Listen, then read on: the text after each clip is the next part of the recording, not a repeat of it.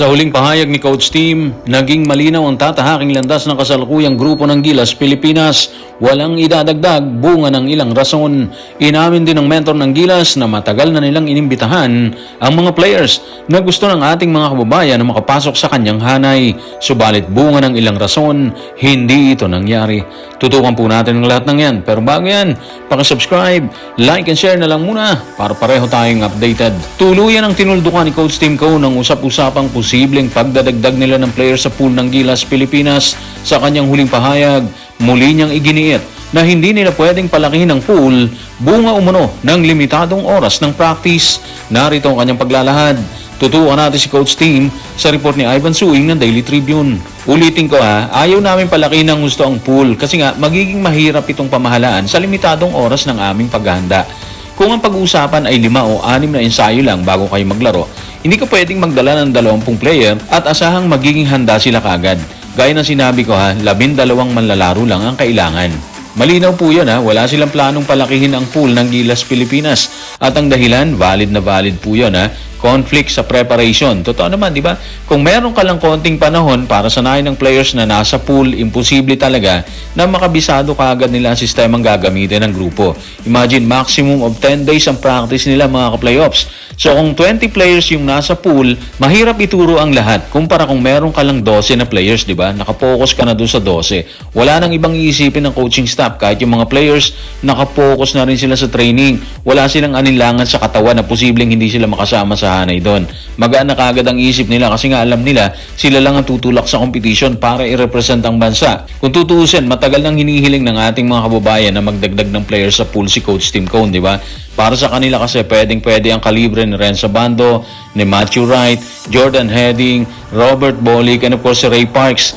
Mas umigting yung panawagan mga ka-playoffs ng butatain ng grupo ni Coach Norman Black ang Thailand sa katatapos lamang na SEA Games kung saan kinayang depensahan ng Gilas ang titulo sa kabila ng pressure mula sa organizing committee ng Thailand. At para sa ating mga kababayan, deserve ng ilang players na nabanggit ang slot sa team ni Coach Tim Cone, di ba?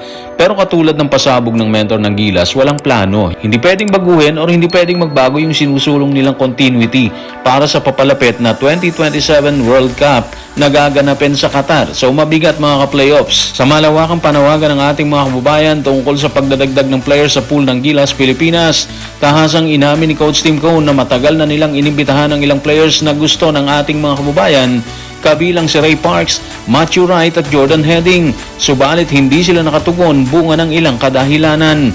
Narito ang kanyang paliwanag. Tutukan natin si Coach Tim sa report ni Ivan Suing ng Daily Tribune. Matagal na naming tinitingnan si Ray. Nung minsan nga, inimbitahan na namin siya sumama, di ba? Pero hindi siya nakasali. Sa tingin ko, nung OQT yun, dahil may engagement siya. May engagement ceremony siya rito. Inimbitahan din namin si Matthew Wright, pero nasa Canada siya noon at hindi niya maasikaso ang kanyang passport. Tinanong din namin si Jordan Heading. Ayun naman pala, di ba? Dati na nilang kinalampag yung mga players na gusto ng ating mga kababayan. Pero dahil sa kanilang commitment mga ka-playoffs, hindi nakatugon ng lahat ng yon. Si Jordan Heading, dati pa alam ko talaga na imbitahan na siya pero may naasikaso ata siya at ang kanyang asawa nung time na yon. Kaya hindi siya nakapasok sa hanay ng Gilas Pilipinas. Kung tutuusin, sayang talaga sila, di ba? May kalidad kasi sila Alam mong may ibubuga bilang player ng Gilas at kaya makipagsabayan sa international na competition. At syempre, dati rin silang member ng pambansang kupunan. Pero ang problema, sa ngayon kasi, puno na yung hanay at yung programa ni Coach Tim, nakapokus yun sa 4 na taon. Nakaka2 taon pa lang sila mga ka-playoffs Kaya sa tingin natin, imposible talaga na magkaroon ng balasahan kasi nga sinusundan ni Coach Tim ang continuity ng programa. Ibig sabihin nito mga ka-playoffs, magkakaroon lang ng available slot kung may player na umalis sa grupo. Yung pagre-resign ni Japet mga ka-playoffs, posibleng masundan niya ni Junmar Fajardo. Kung maalala nyo, nagpahayag na siya ng kahandang mag-resign. Sabi niya dati, ilang laro na lang daw siya dito sa Gilas So may pahiwating na siya doon, di ba? Kung sino yung susunod target ni Coach Tim Cone, wala tayong alam doon mga playoffs. Andyan pa kasi si Kai Soto na nakahanda rin pumasok sa grupo. Siguro by February para sa World Cup qualifier. Second window na po yun Kalaban dyan ang Australia and of course yung New Zealand. So ngayon siguro medyo nasagot na ni Coach Tim yung mga karaingan ng ating mga kababayan tungkol sa mga player na nabanggit, di ba? Kinalampag na sila ni Coach Tim dati pa pero hindi sila available.